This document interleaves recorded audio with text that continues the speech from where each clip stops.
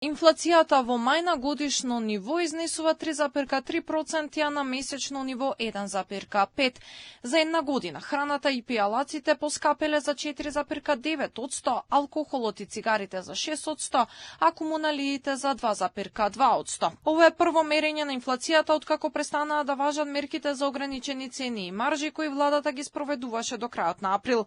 Во текот на мај се спроведуваа засилени контроли за тоа како трговците се однесуваат откако беа ослободени од ограничувања.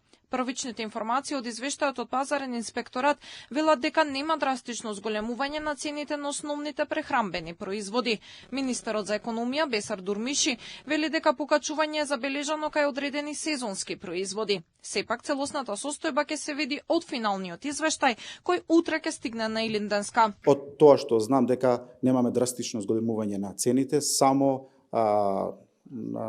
производи кои што се сезонски, но тие не испаѓаат во делот на прехранбени основни производи. Така да, од тоа што имам информирано вака усно од директорот од Државен пазарен инспекторат е дека немаме драстично зголемување на цените на основните прехранбени производи, така таму каде што е интересот на нашите граѓани.